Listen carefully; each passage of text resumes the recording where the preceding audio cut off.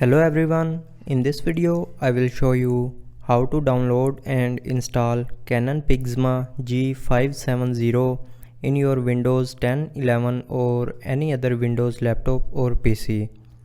So follow every single step as I am showing you in this video.